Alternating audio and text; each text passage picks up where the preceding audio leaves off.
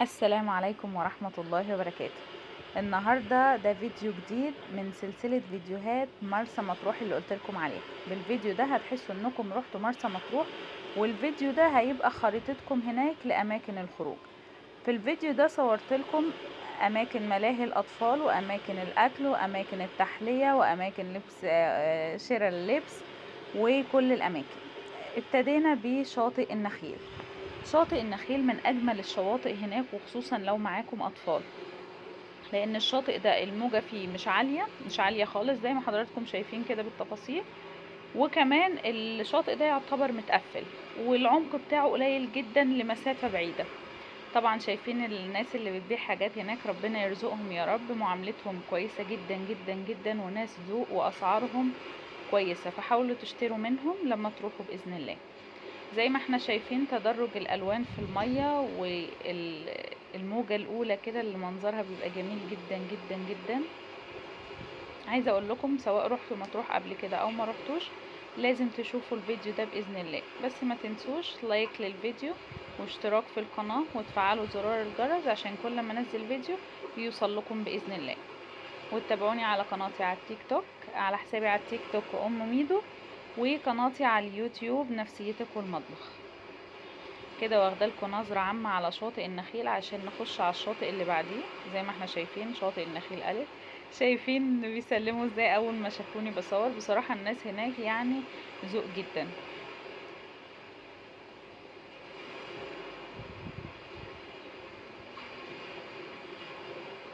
شايفين منظر المية، وفي ألعاب مائية جوه، وفي بيع كل حاجة جوه، سواء أكلات سواء كل حاجة. رقم 2 معانا هو شاطئ عجيبة. وشاطئ عجيبة ليه فيديو تفصيلي هتشوفوه على القناة بتاعتي، وهسيب لكم اللينك بتاعه في صندوق الوصف. كده احنا وصلنا شاطئ عجيبة. تعالوا نشوف شاطئ عجيبة اللي اسم على مسمى.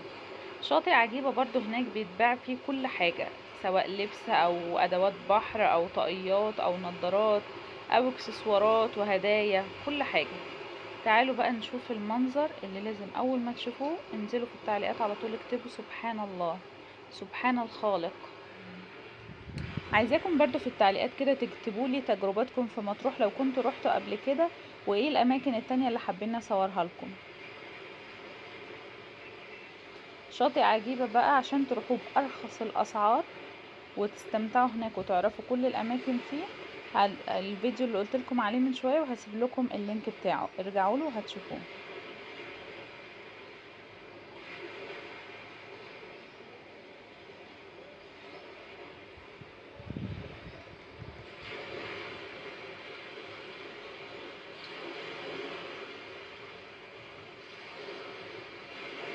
منظر فظيع جدا سبحان الله.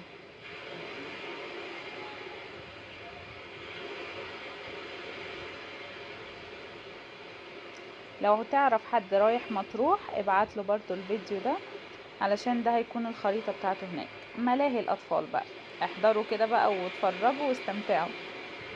الملاهي رقم 1 معانا. الملاهي دي هتلاقوها عند شاطئ النخيل. هتعدوا بس الكوبري، مش هتعدوا الناحية التانية، لا هتمشوا يعني في صف شاطئ النخيل، وفي الكوبري هناك اللي بيوديك على رومل. مش هتعدي الكوبري، انت هتمشي من قدامه هتلاقي الملاهي دي في وشك. الملاهي دي الربع ساعة فيها ب25 جنيه. دي الملاهي رقم 2 معانا. خدتلكوا صورة ليها كده بالنهار. هي يعتبر بالقرب من الشاطئ العام. فيها كافيتيريا وفيها ملاهي الأطفال وفيها كل الألعاب. طبعا دي مش زي التانية بالربع ساعة، لا كل لعبة فيها منفصلة بسعر عن التانية. ملاهي رقم 3 معانا، ودي بعد يعني على صف شاطئ النخيل، بس قدام شوية من الملاهي الأولى اللي وريتها لكم. فيها بقى حاجات للكبار شوية، فيها العربيات دي، فيها ألعاب تانية كتير للأكبر سنا شوية. ملاهي رقم 4 وهي حديقة الغزالة. حديقة الغزالة دي بقى في شارع اسكندرية. الدخول فيها كان غالبا الفرد ب5 أو ب10 جنيه. فيها كافيتيريا، وفيها يعني زي حديقة حيوان كده مصغرة هنشوفها مع بعض. وفيها برضو ملاهي اللي هي زحلية او مرجيحة وحاجات من دي كتير. زي ما حضراتكم شايفين كده الصورة المصغرة لحديقة الحيوان. هي فيها قرد صغنن كده بس هو ما بانش قوي في التصوير. وهنشوف مع بعض نعامة وهنشوف طيور وهنشوف حاجات كتير مع بعض اهو بالمنظر اللي حضراتكم شايفينه. القرد جه وقت التصوير واستخبى.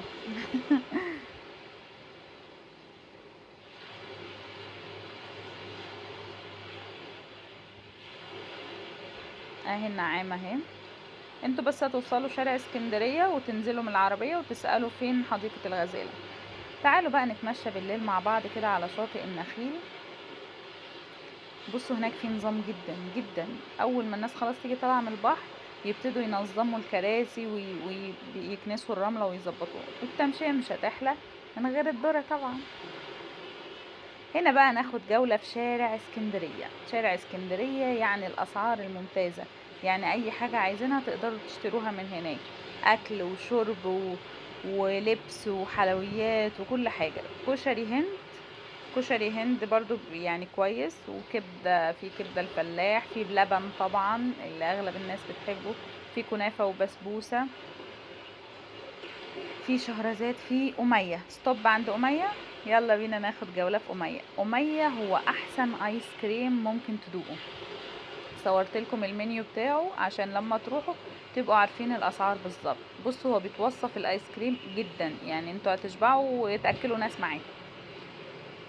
ده برضو صورت لكم التشكيل اللي عنده، بصراحة حاجة ممتازة جدا جدا. يعني هو أجمل آيس كريم أنا شخصيا دقته. وهتلاقوا اطعم مختلفة، والاسعار انا صورتها لكم يعني ب15 جنيه بتاخد بولتين ايس كريم طعمين. وبصوا بيملى البسكوتة على الاخر خالص خالص. يعني اللي بيحب الايس كريم قوي هيقدر يخلصها لوحده، اللي مش قوي فيها هي مش هيقدر يكملها لوحده. بصوا بيتوصوا جامد. من اماكن برضو الايس كريم في شارع اسكندرية ايس كريم عزة. وعندنا كمونة او كمونة، مش عارفة النطق بتاعه الصح بالظبط. ده مشويات برضو جميل جدا. زي ما قلت لكم تقدروا تشتروا اي حاجة من هناك، في شباشب البحر، في شباشب عادية، في كل حاجة هناك. يا رب اكون قدرت افيدكم بالفيديو ده، والسلام عليكم ورحمة الله وبركاته.